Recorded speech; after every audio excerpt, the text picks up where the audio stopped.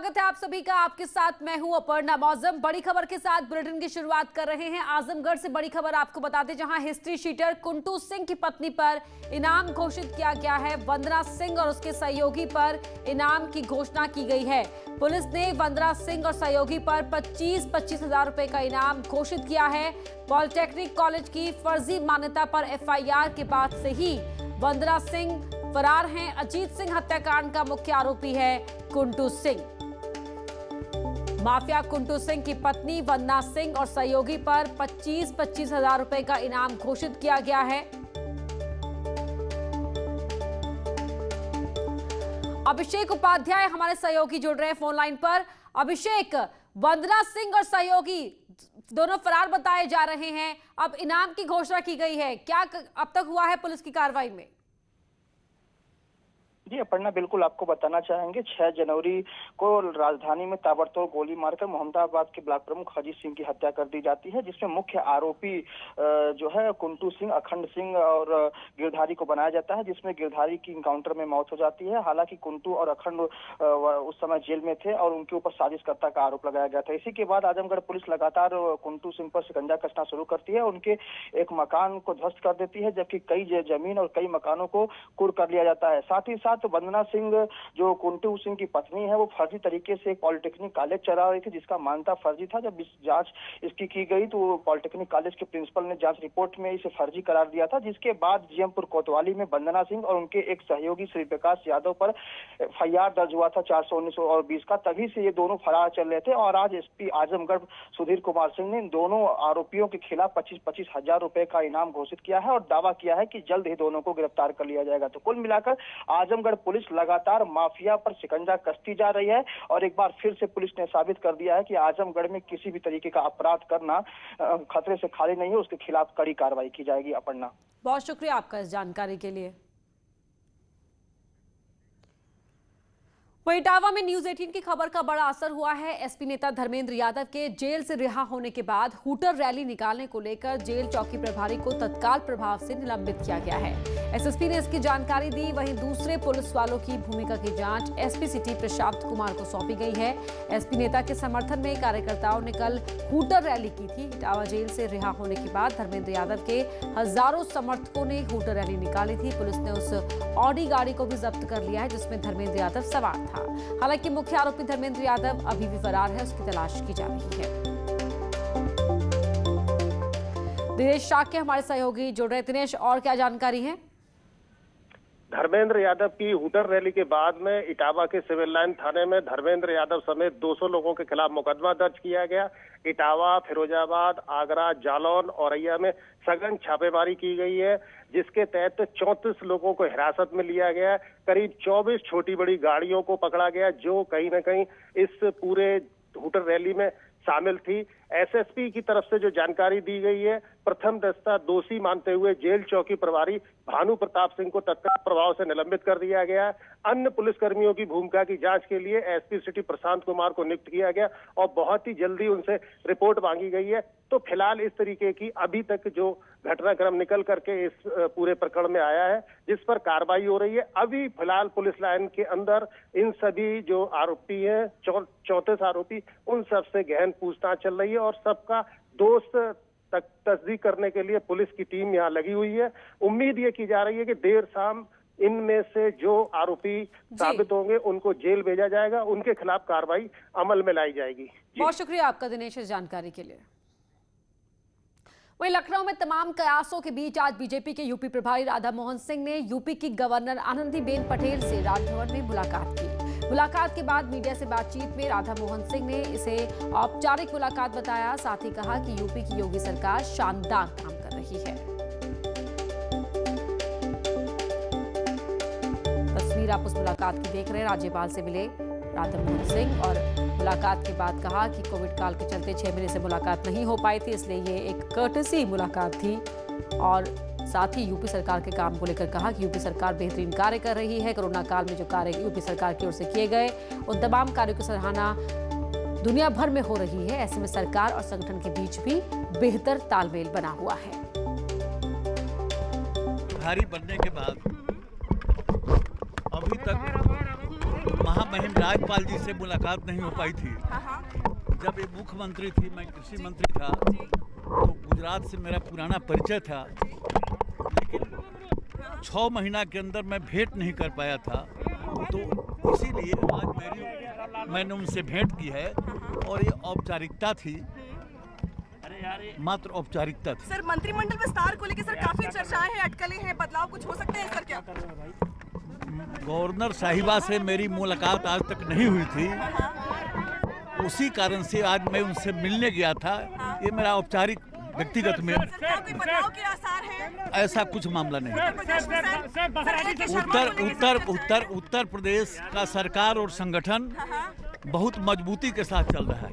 देश के अंदर सबसे मजबूत संगठन और सबसे लोकप्रिय सरकार उत्तर प्रदेश के अंदर।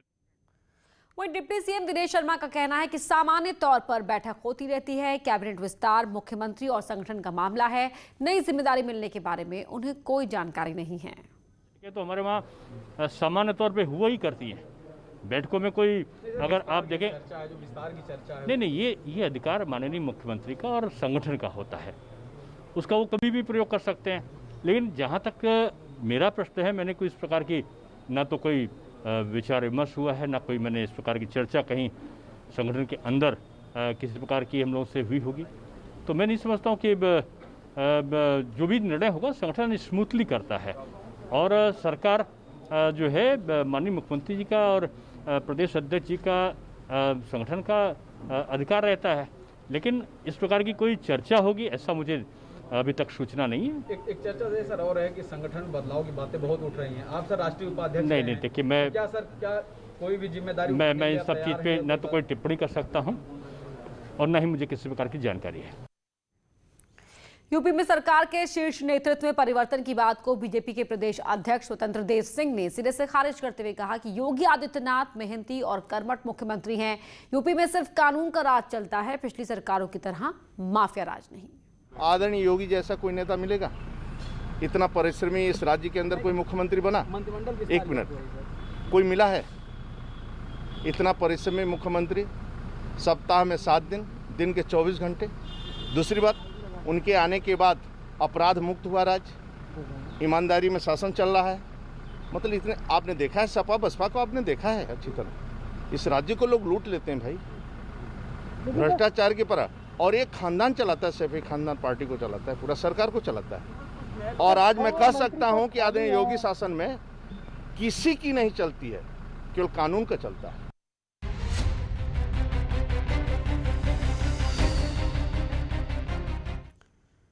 तो बड़ी खबर आपको बता रहे हैं, यूपी बीजेपी से जुड़ी हुई परफॉर्मेंस पर मिलेगा टिकट। जी हां, विधानसभा चुनाव से पहले बीजेपी का केंद्र नेतृत्व सभी विधायकों का रिपोर्ट कार्ड तैयार करवा रहा है। परफॉर्मेंस रिपोर्ट पर ही तय होगा विधायकों का सियासी भविष्य, यानी कि सिटिंग एमएलएस को रिपीट किया जाएगा या नहीं, उन्हें टिकट देकर चुनावी मैदान में उतारा जाएगा या नहीं, ये सिर्फ और सिर्फ उनकी परफॉर्मेंस तय करेगी। कोई और कार्ड नहीं चलेगा, सिर्फ आपका काम ही आपको टिकट दिलाएगा। तो विधायकों को उनके परफॉर्मेंस के आधार पर ही टिकट मिलेगा।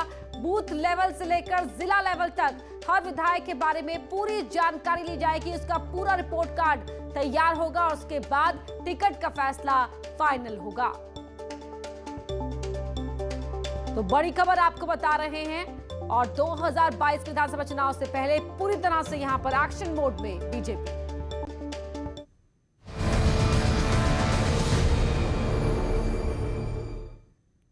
और अब बात अलीगढ़ शराब कांड की, जहां पुलिस को बड़ी कामयाबी हाथ लगी है। अलीगढ़ शराब कांड में 1 लाख रुपए के इनामी ऋषि शर्मा को गिरफ्तार कर लिया गया है। ऋषि शर्मा की गिरफ्तारी की पुष्टि अलीगढ़ पुलिस के एसएसपी कलानिधि नैथानी ने की। ऋषि शर्मा की गिरफ्तारी के लिए अलीगढ़ पुलिस की कई टीमें लगी हुई थी। अलीगढ़ पुलिस ने ऋषि शर्मा के ऊपर घोषित इनाम 50,000 रुपए से बढ़ाकर पहले 75,000 रुपए किया था, जो बाद में 1 लाख कर दिया गया था। अलीगढ़ शराब कांड में अब तक शराब से 40 लोगों की मौत की पुष्टि हुई। जहरीली शराब कांड में ऋषि शर्मा मुख्य आरोपी है। अलीगढ़ पुलिस को मिली है, जिसमें 1 लाख के इनामी अपराधी ऋषि शर्मा को पुलिस द्वारा बुलंदशहर बॉर्डर के समीप से गिरफ्तार कर लिया गया है। यह भी विदित हो कि इसमें 50,000 के इनामी विपिन यादव को पूर्व में गिरफ्तार किया जा चुका है। इसके अलावा ऋषि शर्मा के भाई मुनीष शर्मा, जो 25,000 का इनामिया था, उसको एवं अनिल चौधरी का साला जो नीरज चौधरी था, जो भी 25,000 का इनामी था, उसको भी पुलिस द्वारा गिरफ्तार किया जा चुका है। आज ऋषि शर्मा गिरफ्तार कर लिया गया है, तो वहीं कल आज प्रशासन ने जवा में उसके फार्म हाउस को जमींदोज कर दिया। ऋषि शर्मा ने सरकारी जमीन पर कब्जा कर चारदीवारी करवाई हुई थी, इसको लेकर प्रशासन ने मुक्त कराया। पुलिस का दावा है कि ऋषि के पास 40 से 50 करोड़ की संपत्ति है और जांच के बाद आगे की कार्रवाई की जाएगी। तो आज मुख्य आरोपी गिरफ्त में आया है और कल उसके इस संपत्ति पर बुलडोजर चलाया गया, कल उसका फार्म हाउस तोड़ा गया। अलीगढ़ में डीआईजी का कहना है कि आरोपी के खिलाफ कार्रवाई जारी रहेगी। अब तक कुल 61 लोगों की गिरफ्तारी हो चुकी है। आगे शराब माफिया की आर्थिक कमर तोड़ने की तैयारी पूरी की गई है।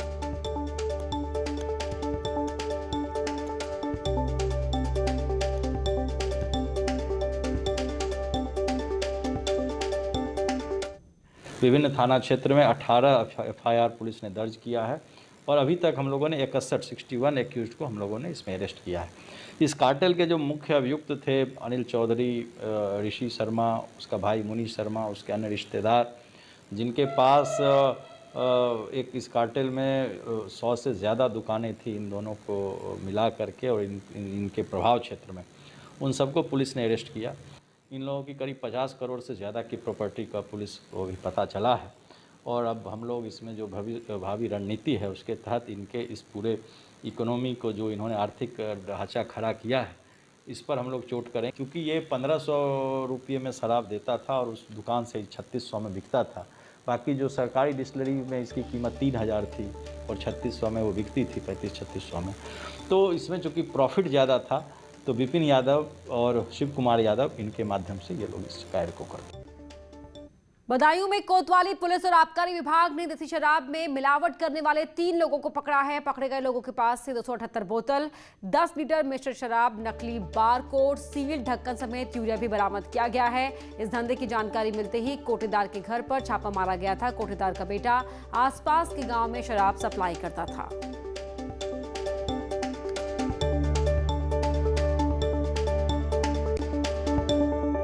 नेटवर्क 18 फेडरल बैंक संजीवनी गाड़ी देश में कोरोना प्रभावित इलाकों की यात्रा कर रही है। वैक्सीन को लेकर जागरूकता लाने में सहयोग देकर आप भी हमारी मदद कर सकते हैं। आपको दिखाते हैं आज संजीवनी गाड़ी किन इलाकों का दौरा कर रही है।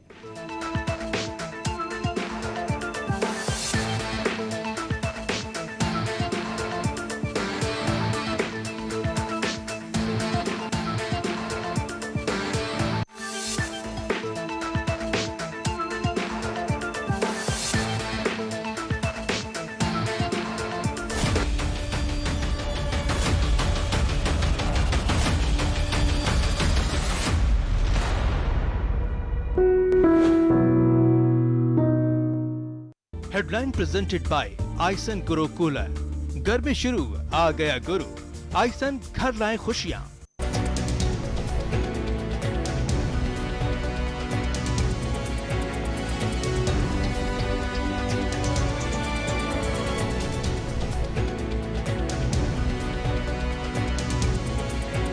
हेडलाइन प्रेजेंटेड बाय आइसन गुरु कूलर। घर में शुरू आ गया गुरु, आइसन उत्तराखंड पर घरों से शहरों तक की हर पल की हर खबर न्यूज 18 के रिपोर्टर पहुंचाते हैं आप तक, ताकि कोरोना के साथ उसके वैक्सीनेशन की भी मिले आपको फास्ट अपडेट। देखिए यूपी एक्सप्रेस 100 सिर्फ न्यूज 18 उत्तर प्रदेश उत्तराखंड पर।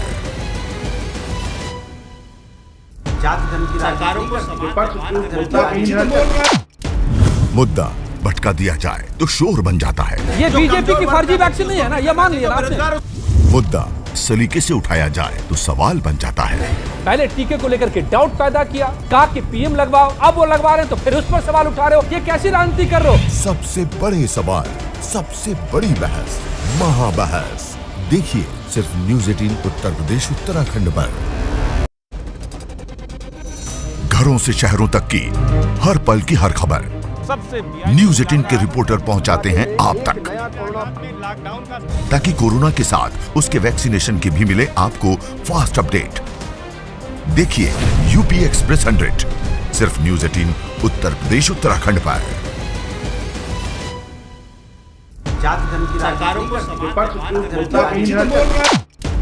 मुद्दा भटका दिया जाए तो शोर बन जाता है। ये बीजेपी की फर्जी वैक्सीन नहीं है ना, ये मान लिया ना आपने। मुद्दा सलीके से उठाया जाए तो सवाल बन जाता है।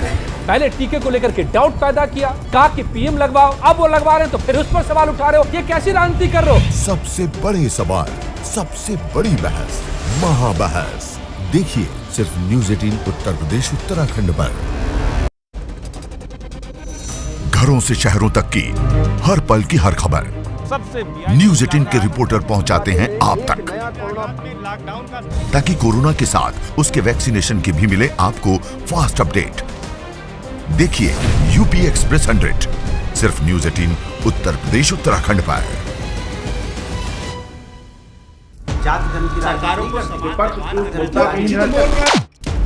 मुद्दा भटका दिया जाए तो शोर बन जाता है। ये बीजेपी की फर्जी वैक्सीन नहीं है ना, ये मान लिया ना आपने। मुद्दा सलीके से उठाया जाए तो सवाल बन जाता है।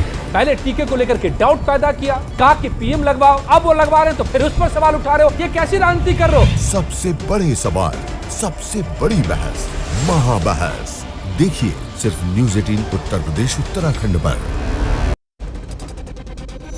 घरों से शहरों तक की हर पल की हर खबर न्यूज़ 18 के रिपोर्टर पहुंचाते हैं आप तक, ताकि कोरोना के साथ उसके वैक्सीनेशन की भी मिले आपको फास्ट अपडेट। देखिए यूपी एक्सप्रेस 100 सिर्फ न्यूज़ 18 उत्तर प्रदेश उत्तराखंड पर।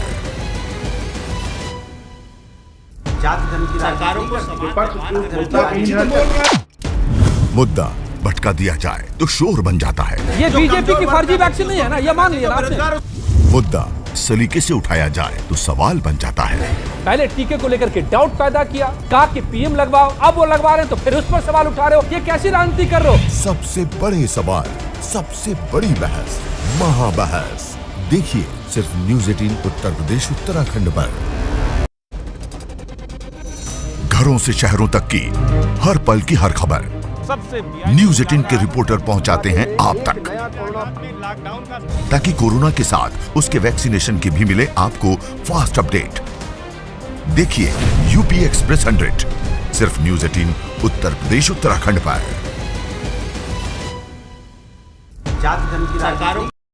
इस न्यूज हेडलाइंस के प्रायोजक पेट सफा आयुर्वेदिक चूर्ण, पेट सफा हर रोग दफा।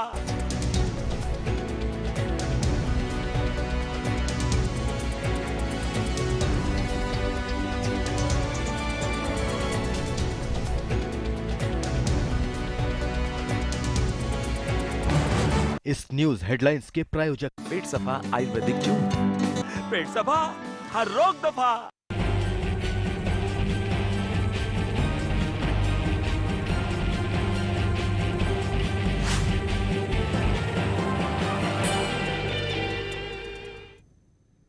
शाहजहांपुर में पुलिस को जिला बदर अपराधी को गिरफ्तार करने में कामयाबी हासिल हुई है। पुलिस ने उसके पास से अवैध तमंचा और कारतूस बरामद किए हैं।